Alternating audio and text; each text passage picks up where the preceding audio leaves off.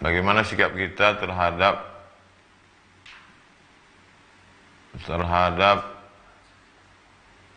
beberapa daerah yang mengosongkan masjid, tidak melaksanakan sholat Jumat dan sholat berjamaah. Apakah sebaiknya kita sholat ke masjid atau di rumah pada saat bencana, pada saat wabah? Maka Nabi SAW sudah mengajarkan kepada kita dalam Sahih Bukhari dan Muslim, idza sami'tum bihi ta'un, idza sami'tum bihi, kalau kamu mendengar ada bihi di situ maksudnya ta'un, wabah, bencana, musibah, penyakit, bi ardin, pada suatu daerah, la taqdimu alaih, jangan kamu datang ke sana. Kita sudah tahu di daerah itu ada wabah penyakit, maka kita jangan datang. Wa idza waqa'a bi ardin wa antum biha, kalau kamu berada di suatu tempat dan di situ ada wabah penyakit, fala takhruju firaran minhu, maka jangan keluar dari daerah itu. Ini kan yang dilakukan oleh beberapa negara sekarang. Italia misalnya, kita sudah tahu di sana ada wabah terbesar nomor 2 setelah Cina, maka kita jangan ke sana, jangan liburan ke sana. Ini dikasih cuti malah pergi liburan ke Eropa. Dan kalau kita udah sempat ke sana, maka jangan pulang ke Indonesia. Alhamdulillah sekarang sudah ada karantina 14 hari untuk sterilisasi. Kalau sudah bersih, dia steril, tidak ada membawa virus, baru dia boleh lagi berinteraksi sosial dengan masyarakat.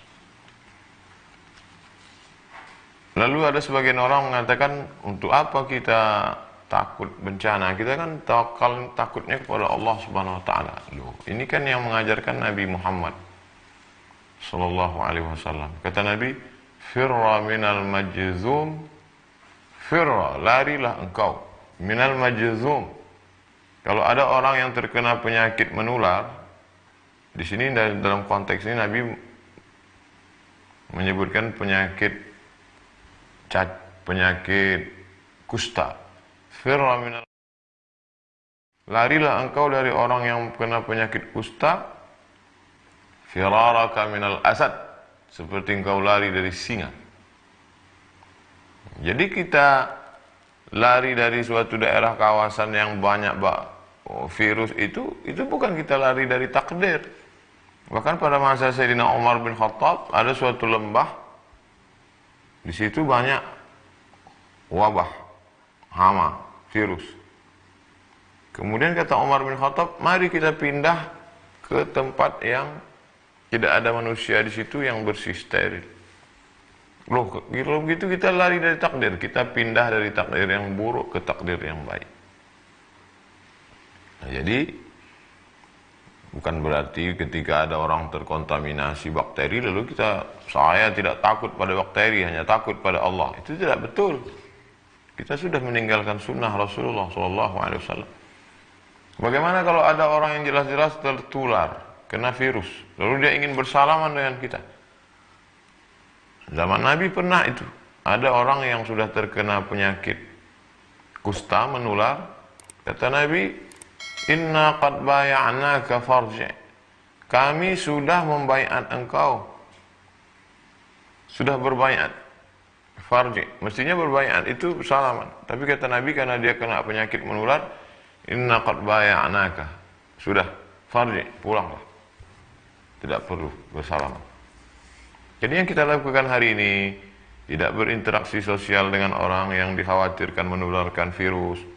Tidak bersalaman. Bukan meninggalkan sunnah, justru sedang melaksanakan sunnah. Apakah wabah ini hanya baru sekarang terjadi? Kita baca apa yang disebutkan oleh Imam Az-Zahabi dalam kitab Syiar A'lam An-Nubala. Wa kana al-qahtu 'aziman bi Misra. Pernah suatu masa terjadi di Mesir itu masa paceklik. Wa bil Andalus. Tidak hanya di Mesir, sampai ke Andalusia, Spanyol. Mesir, Libya, Tunisia, Aljazair, Maroko, Spanyol. Wa ma'ahida qahtun wala waba'un mislu. Belum pernah terjadi masa paceklik kemarau panjang dan wabah penyakit sedahsyat itu. Di Cordoba, di Spanyol, di Andalusia. Hatta baqiyatil masajidu mughlaqah. Sampai masjid-masjid ditutup. Bila musallin, tidak ada orang salat. Masjid tutup, tak ada salat. Sama seperti sekarang. Wa summiya 'amul ju'il akbar. Tahun itu disebut dengan tahun al-ju'il akbar. Tahun kelaparan, wabah penyakit terdahsyat, terbesar dalam sejarah. Begitu kata Imam. Jadi jangan pernah kita merasa memang ini lagi takdir kita. 1820 pernah terjadi. Dulu ada namanya kolera, dulu pernah ada flu burung, dulu pernah ada medco. Dan ini takdir. Makanya di antara rukun iman, antu'mina billah wa malaikatihi wa kutubihi wa rusulihi wal yawmil akhir wa biqadri khairihi wa syarrihi. Oleh sebab itu bagaimana sikap kita? Ati'ullah ta'ala kepada Allah, ati'ur Rasul ta'ala kepada Rasulullah SAW, wa ulil amri ulama. Majelis Ulama Indonesia sudah mengeluarkan tentang masalah sholat berjamaah, tentang masalah tidak berkerumun, dan saya pribadi tidak melaksanakan tabligh akbar untuk menjaga ini.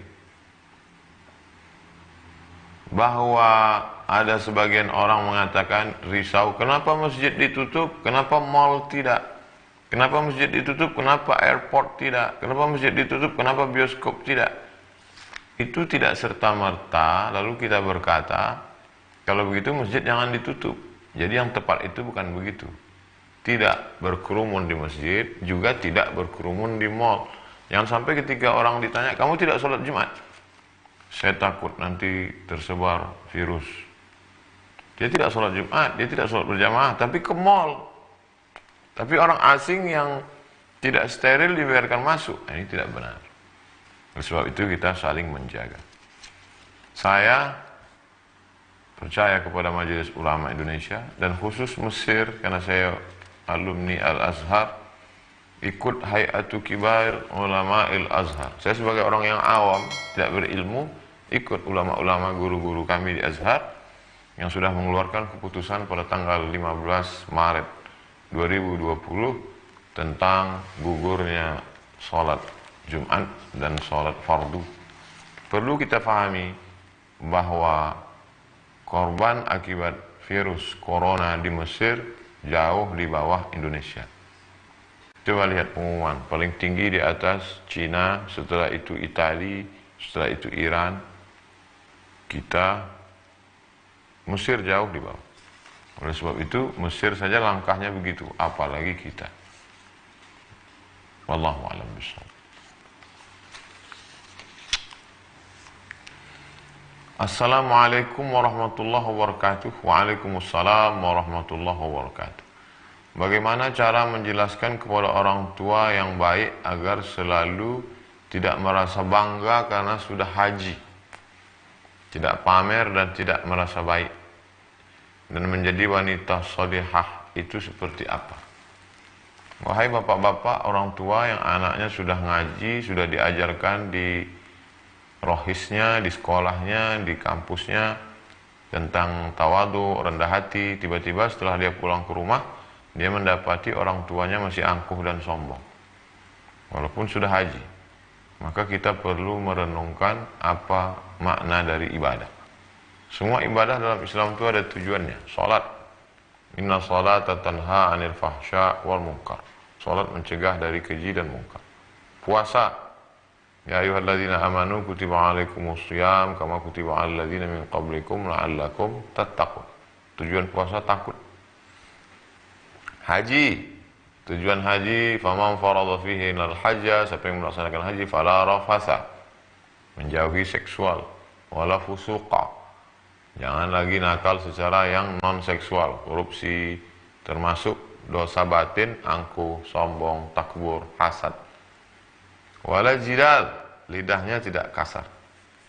La yadkhulul jannah, tidak masuk surga, man kana fi qalbihi, siapa yang dalam hatinya mithqala habbatin min khardalin min kibrin, ada sombong sebesar biji sawi. Mestinya orang yang pulang haji itu justru lebih rendah hati. Karena inti dari haji, al-hajju arafah. Haji itu wukuf di padang Arafah. Di padang Arafah dia sudah melihat tidak ada orang kaya, tidak ada orang miskin. Tidak ada ulama, tidak ada rakyat jelata, tidak ada penguasa, semua pakaiannya sama. Oleh sebab itu, di antara pesan hikmah di balik ibadah haji adalah tidak angkuh dan tidak sombong. Cukup share video ini ke orang tua, sahabat, kawan yang sudah haji tapi justru makin sombong. 2. Menjadi wanita salihah. Yang pertama, al-imanul qawi, imannya mesti kuat. Yang kedua, al-iman al-aqidatul matinah, imannya kuat. Yang kedua, sahihul ibadah, ibadahnya mesti benar. Yang ketiga, al-akhlaqul karimah, berakhlakul karimah. Ada orang sopan, baik, lembut, tapi akidahnya menyimpang. Tidak betul. Ada orang rajin ibadah, rajin sedekah, tapi lidahnya kasar, berarti akhlaknya kurang.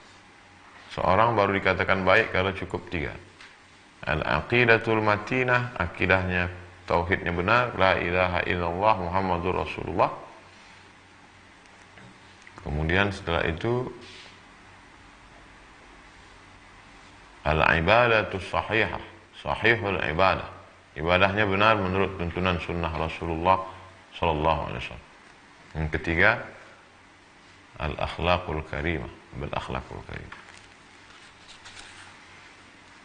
Berdosakah seorang ibu jika saat anak membangun rumah tapi uangnya dikorupsi oleh ibunya?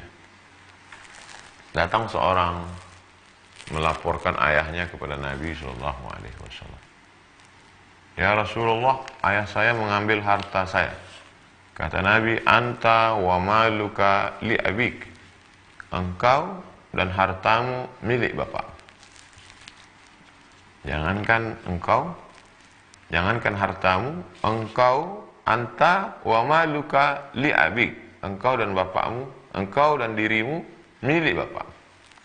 Nabi sedang mengajarkan bakti seorang anak kepada orang tua. Tapi pun meskipun begitu, tentu ada batas kewajaran. Kira-kira yang wajar itu berapa? Kalau sampai di atas lebih dari kewajaran, tapi jangan gara-gara itu sampai seperti yang kita lihat di pengadilan. Seorang anak menuntut ibu hanya karena sebatang kayu yang dipotong. Nah, sebab itu tidak benar.